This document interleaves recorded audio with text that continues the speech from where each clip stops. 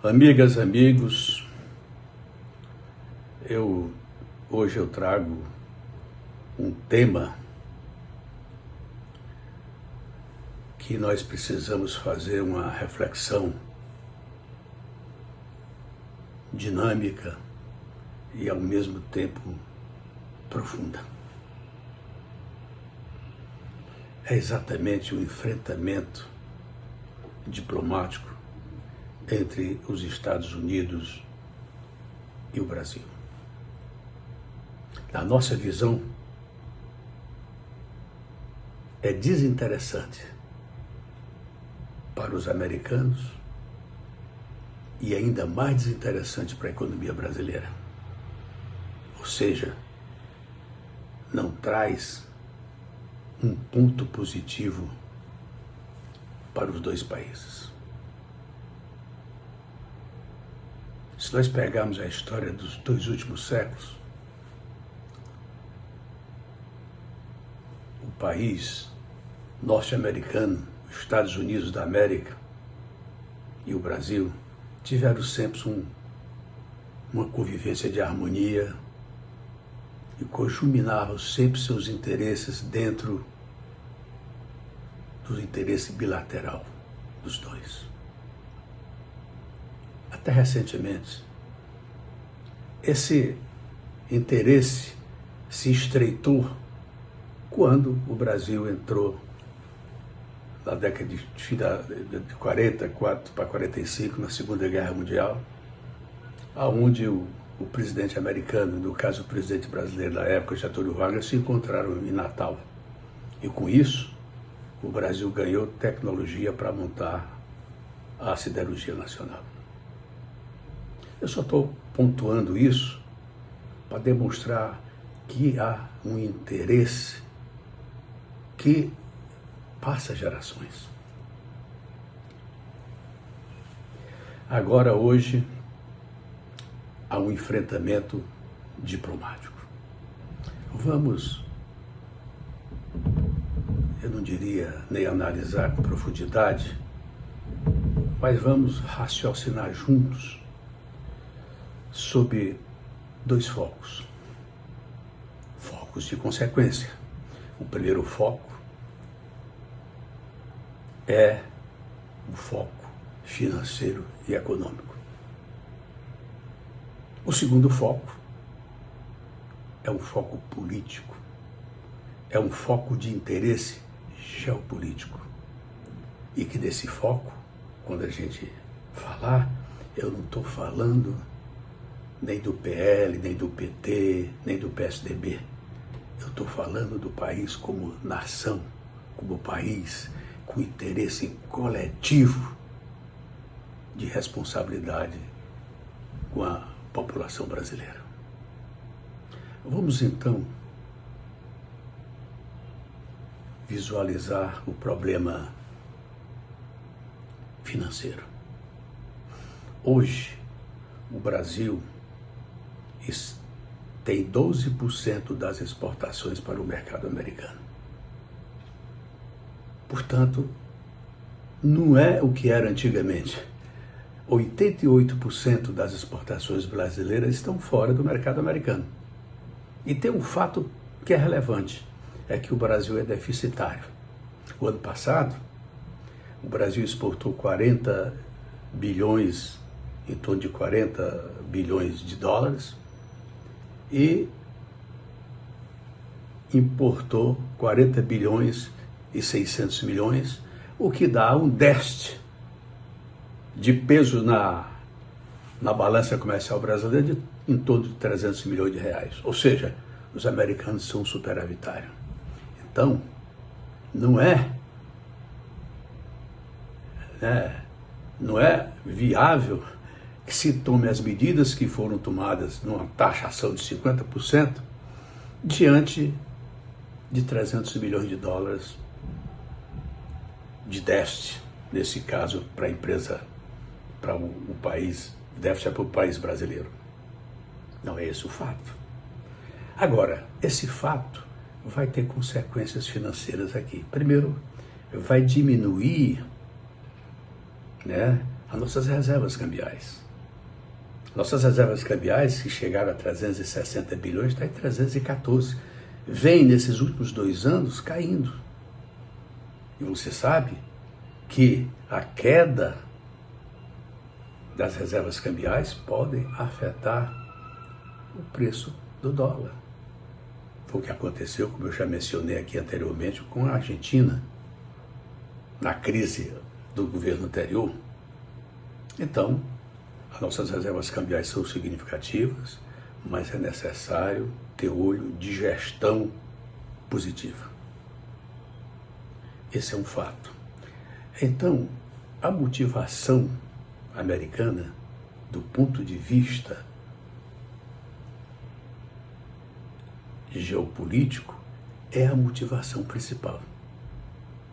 É a motivação principal porque o Brasil aí sim passa a ter uma grande importância.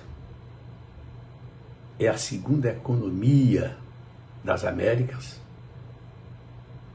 com um mercado de 212 milhões e com as vantagens absurdas comparativas para o longo prazo, aonde esse casamento das duas economias é um casamento salutar para 2 nações. Mas o que está acontecendo? O surgimento do Mercosul, os BRICS, de certo modo, reparte um pouco, ou tentam repartir um pouco, o peso da moeda principal, que é o dólar. E evidentemente que o governo americano e o país se beneficiam, e muito, de ter a sua moeda como a moeda referência de troca.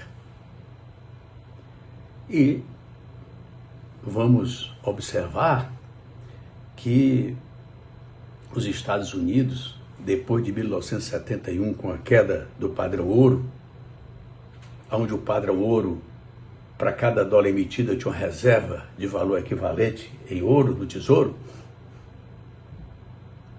acabou em 1971. E daí para cá, o déficit de balança americano está caminhando para 40 trilhões de dólares. Atualmente deve estar em 38, 39 trilhões de dólares. Esse avanço de papel moeda americano só tem sustentação se houver aumento de produtividade das economias constante. Senão, sobra papel e falta produção e se instala uma inflação generalizada internacional. Evidentemente que menos para eles, mas para os países frágeis, então, desarticulam de maneira decisiva o fator produtivo, evidentemente o fator de produtividade e o seu alcance de partilha no mercado internacional. Esse fato, o governo atual, que é o governo Trump,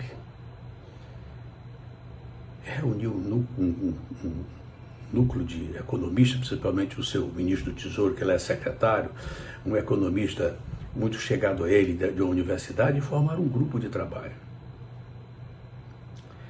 E ele está querendo, no mínimo, tornar esse movimento decisivo para a economia americana, pelo menos uma década ou mais, no sentido de que a economia busque tecnologia e produtividade e consiga minimizar e se manter na liderança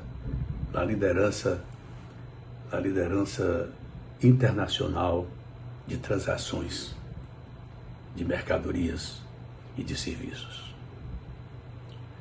Agora, o prudente para nós brasileiros, para o governo atual, que poderia ser o governo de direita, poderia ser o governo de esquerda ou de centro, o prudente é aproveitar e tirar vantagem, como fez à época Getúlio Vargas na entrada da Segunda Guerra Mundial.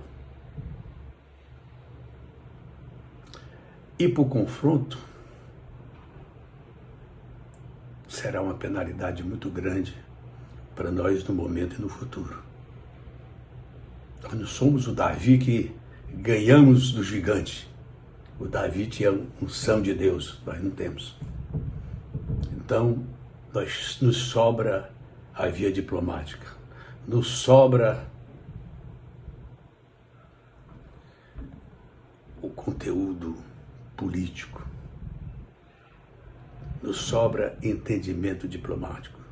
Sem esse caminho, nós estamos começando um processo que não é bom para o Brasil, retarda a sua supremacia no agronegócio, a sua vantagem comparativa do tamanho do mercado, porque nós vamos ter um decréscimo de renda, principalmente para os mais pobres,